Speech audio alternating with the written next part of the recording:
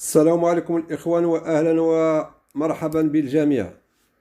إخوان، اليوم غادي نتابعوا هذا الملف ديال اللي أصبح معروف بزاف.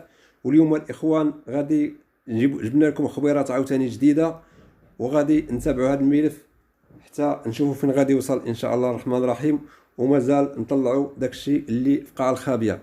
فهنا الإخوان غادي نقول لكم المتهمين الإخوان، اللي المتهمين الكبار دابا اللي كاينين لحد الان، والمتهمين المتورطين مع محمد مبدع. فاولهم الاخوان كما كتعرفوا، اول المتهمين المتورط الكبير وهو محمد مبدع. الاخوان نقول لكم كلهم اش كيديروا، كل واحد المنصب ديالو اش كيدير واش نتابعوا. هنا الاخوان فكاين اولهم المتهم الاول وهو محمد مبدع، نائب برلماني ووزير سابق، وكيقولوا عليها الاخوان بان مهندس دوله وهو ما عندوش حتى الباك. اللهم هذا منكر، يعني انسان ما عندوش حتى الباك الاخوان واشتغل حتى وزير ونائب برلماني، هذا عندنا من الحركه الشعبيه. والمتهم الثاني الاخوان وهو المسمى الحسن، وهو مالك شركه استثماريه. السلام على الاخوان. المتهم الثالث وهو المسمى احمد، وهو متقاعد. الناس الاخوان المتقاعدين وباقي عندهم الحصانه وباقي عندهم الكلمه، هما اللي كيلاقيو السلوكه وكيدخلوا الصفقات مع الناس ومع رئيس المجلس البلدي ومع العامل ومع سير ومازال يبان اخرين. هنا الاخوان غادي نروحوا المتهم الرابع، وهو المسمى السي حميد. السي حميد هذا الاخوان اللي كيشتغل رئيس القسم التقني بجامعه فقيه بن صالح. وندوزوا الاخوان هنايا المتهم رقم 5، وهو السي رشيد. السي رشيد هذا الاخوان كيشتغل كمهندس بنفس الجماعه، وكذا رئيس سابق، وكان حتى كيشتغل حتى رئيس سابق لقسم الصفقات بجماعه فقيه بن صالح. والمتهم الخامس الاخوان وهو المدعو بن حسن، واللي هو كذلك موظف متقاعد بجامعه فقيه بن صالح. يعني هاد الاخوان هادو كلهم متقاعد كما شفتوا، فاهم فيهم متقاعدين ورؤساء ديال شركه، يعني الناس اللي مؤسسه شركه، وحتى الناس اللي متورطه، لان هاد الناس هادو هما رؤوس الحربه. وهاد السي حميد هاد بن الحسن الاخوان كما قلت لكم، فكان هو كان هو موظف متقاعد بجامعه فقيه بن صالح، وكان كيشتغل حتى كاتب عام سابق بنفس الجماعه. حتى كان كيشتغل حتى كاتب عام سابق بنفس الجماعه، وكان حتى امين عام ديال المال بجمعيه الفرس وفرس. راه هو الرئيس ديال داك الجمعيه الاخوان ديال التبورده اللي كتعرفوا في فقيه بن صالح، ما شاء الله عندهم الخيول بزاف والخيرات. هو كان امين عام المال ديال هذه الجمعيه ديال الفرس وفرس، ما شاء الله. شوفوا الاختلاس الاموال منين كتجي، وهاد الاموال الاخوان هاد الفرسان راكم شفتوهم كيمشيو لاوروبا كلها. واحد الاموال ما كتتخيلش على البال كيفاش كتدخل. هذا الشيء مازال اخر. الاخوان هاد المتهمين هادو، فالمتهم الموجهه لهم هي تهم جنائيه وجنح، واللي هما المساهمه في التزوير في محرر رسمي، وكذلك اختلاس وتبديد المال العام، بالاضافه الى الارتشاء واستغلال النفوذ، زيادة إلى استعمال محررات تجارية الإخوان. طوابع تجارية محررات مزورة الإخوان. كيستعملوا حتى محررات، عندك الطوابع مزورة باش كيصادقوا عليها على بعض الوثائق. ومحرر عرفي، كاين حتى عرفيين مزورة، بالإضافة إلى محررات عرفية تجارية، بالإضافة إلى المشاركة في إصدار إقرار صادر عن طبيب أثناء مزاولته للمهنة بقصد المحاباة واستعماله. شوفوا الإخوان التهم الموجهة لهذ الناس هادو، تهم جناح وجنائيات فينا، غيكون الحبس ثقيل عليهم. يزيدوا الإخوان كان هذا كما أن قرار قاضي التحقيق لدى الغرفة رقم 4 بنفس المحكمة بقسم جرائم الأموال فكان قام بإخلاء 5 متهمين على ذمة نفس القضية. يا إخوان، الغرفة رئيس القرار ديال القاضي ديال التحقيق بالغرفة رقم 4 كما بغينا نقولوا، فراه خلا السبيل ديالو 5 ديال المتهمين اللي متهمين في نفس، راهم خرجوا 5 ديال المتهمين اللي كانوا على نفس القضية، والقرار كان هو متابعتهم في حالة صراح مع اتخاذ تدابير المراقبة القضائية في حقهم والمرتبطة أساسا بغلق الحدود وسحب جوازات سفرهم. يعني الإخوان هاد الخمسة هادو راهم خلاو السبيل ديالهم، مشاو في حالة صراح، ولكن اتخذوا حد التدابير ضدهم، هي غلقوا عليهم الحدود وحيدوا لهم الجوازات ديال السفر باش ما يلقاوش فين يسلتوا الإخوان. وهاد الناس هاد الخمسة الإخوان شكون هما؟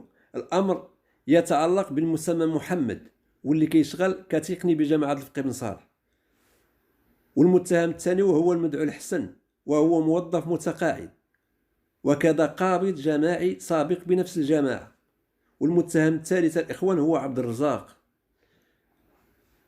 واللي هو عضو بجماعة الفقيه بن صالح عن حزب الحركة الشعبية، وكان كيشتغل النائب الأول لرئيس الجماعة في الولاية السابقة.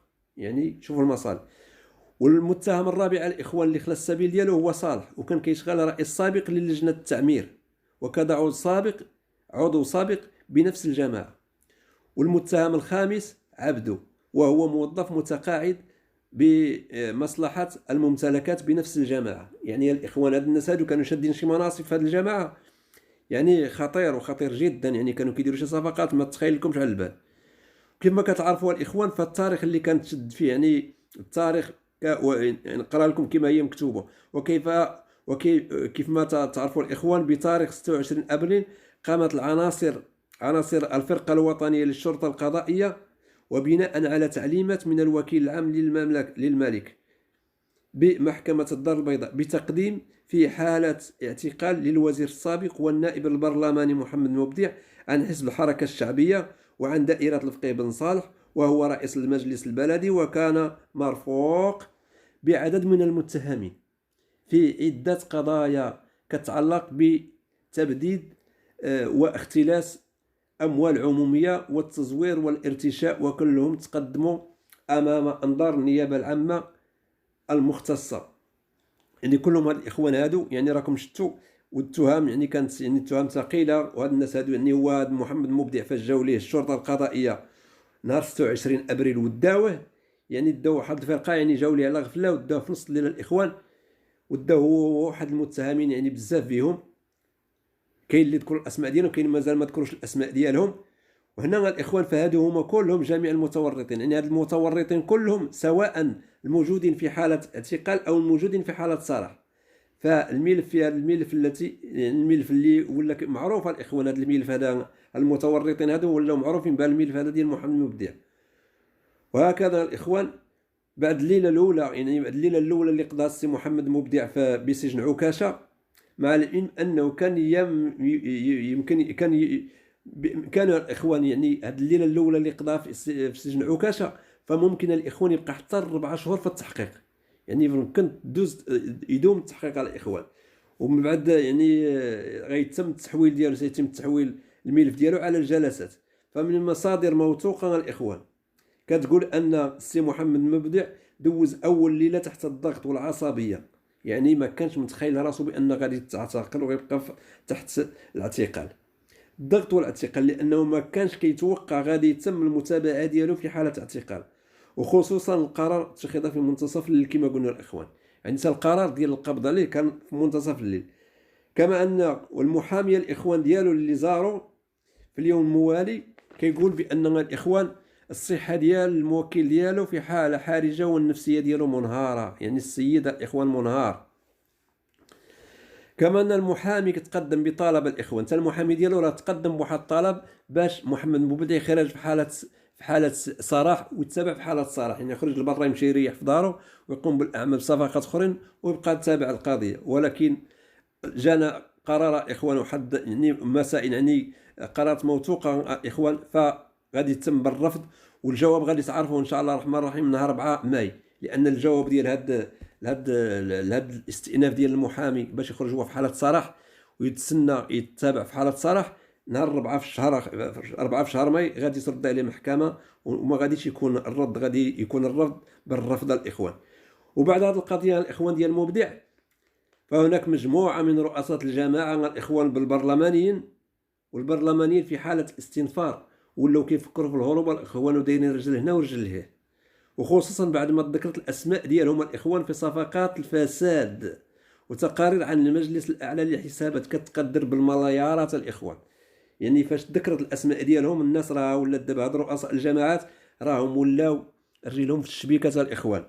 وهاد الجهه الاخوان اللي ذكرت من هذا القسم، حنا ماشي انا اللي ذكرتها ولا ذكرها الاخوان، قسم تقارير عن المجلس الاعلى للحسابات. هذه التقارير المجلس الاعلى للحسابات هي اللي ذكرت هذه الجهات هادو اللي متهمين بالفساد، وهي جهات الرباط وسلا والقنيطره وجهه الدار البيضاء سطات وجهه فاس مكناس وبني ملار خنيفره. وهاد الرؤساء جميعهم من الاخوان سردت في حقهم اتهامات تبديد اموال عموميه، واللي ذكرتها تقارير المجلس الاعلى كان اكد المجلس الاعلى للحسابات كان اكد عليها مع الاخوان.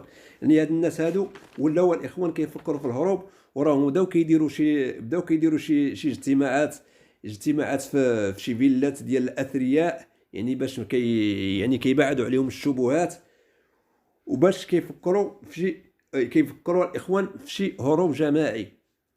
ولكن الشرطه القضائيه عناصر الفرقه الوطنيه للشرطه والدرك فما غاديش يفلتوا من القضاء، وان شاء الله الرحمن الرحيم غادي تكون التصفيه ديالهم بالسجن ان شاء الله الرحمن الرحيم.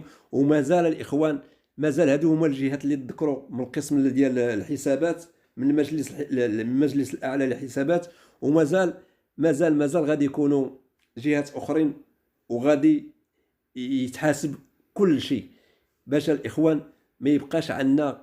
يعني الناس كتخرج الاخوان كما شفتوا كتخرج التقاعد وكتبقى عندها حصانه وكتبقى دايره يديها وكتبقى كتقضي الاغراض كما بغينا نقولوا الاخوان. فهادو هما كلهم اللي كتشوف في الصور الاخوان كلهم هادو متابعين، ولكن شكون اللي غيتابعهم راه مجال الدور ديالهم. غادي يجي الدور ديالهم كلهم هاد رؤساء الجماعات، لان كنعرفوا الاخوان رؤساء الجماعات في المغرب كاين اللي 25 والله الا كنعرف واحد انا بواحد رئيس الجماعه 25 سنه الاخوان وهو رئيس الجماعه. اخوان ما بقى لكم الا تشاركوا في القناه وديروا لايكات وبارطاجيو. السلام عليكم ورحمه الله تعالى وبركاته. كنتمنى نكون توفقت في هذه المعلومات.